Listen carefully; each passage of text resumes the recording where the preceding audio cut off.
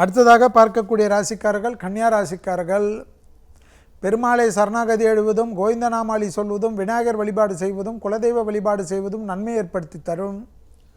குடும்பத்தில் சிறு சிறு கோளாறுகள் காணப்படுவதனால் கோளார் பதிகத்தை தினமும் சொல்ல சொல்ல அந்த கோளாறுகள் கண்டிப்பாக உடைந்து ஓடும். கன்னியா ராசிக்காரர்களுக்கு பர்ஃபெக்ஷனாக இருக்கக்கூடிய அமைப்பை மட்டும் மாற்றிக்கொள்ளுங்கள். இப்படி தான் நான் இருப்பேன், இப்படி தான் நான் போகுவேன், இப்படி தான் நான் பேசுவேன், இப்படி தான் நான் வாழ்வேன் என்ற அந்த தத்துவத்திலிருந்து மாறி எல்லோரோட மாறிக்கொள்ளுங்கள். எதிரிகள் விஷயத்தில் இந்த பதட்டம் கண்டிப்பாக குறையும். தொட்டது தொடங்கக்கூடிய காலகட்டம் ஏற்படும். உத்தியோகத்தில் அனுகூலங்கள் காணப்படும். உத்தியோகத்தில் மிகப்பெரிய மாற்றங்கள் காணப்படும். எதிர்பார்க்காத இடத்திலிருந்து நல்ல செய்தி கிடைக்கும். நீண்ட நாட்களாக இருந்த கஷ்டங்கள் படிப்படியாக குறையும்.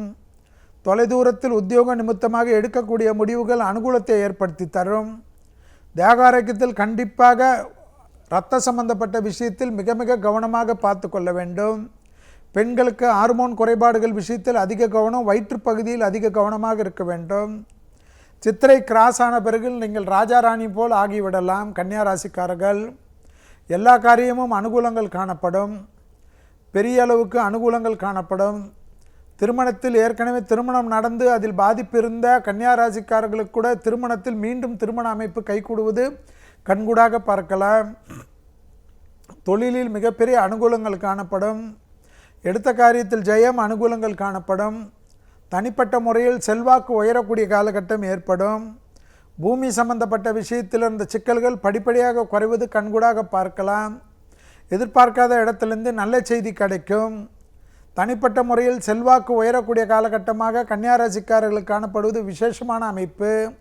குடும்ப விஷயத்தில் மட்டும் அந்நியர் தலையிட கூடாது, பிறர் குடும்ப விஷயத்தில் உங்களுடைய தலையிட கூடவே கூடாது என்பதை ஞாபகத்தில் வைத்து கொள்ளுங்கள். எல்லா வித்தையும் காரியத்தில் ஆரம்பிக்கிறதுக்கு முன்னாடி விநாயகருக்கு ஒரு சிதற்காய் உடைத்து விட்டு ஆரம்பிக்கக்கூடிய காரியங்களே ஜெயத்தையும் அனுகூலத்தையும் கன்னியா ராசிக்காரர்களுக்கு 2024ஆம் ஆண்டு ஏற்படும் என்பதை ஞாபகத்தில் வைத்து கொள்ளுங்கள். பெருமாள் பெருமாள் என்று கோவிந்தா கோவிந்தா என்று சொல்லிக் கொண்டிருந்தாலும், ஓம் நமோ நாராயணா என்று சொல்லிக் கொண்டிருந்தாலே அனைத்து விஷயங்களும் ஏற்றம்.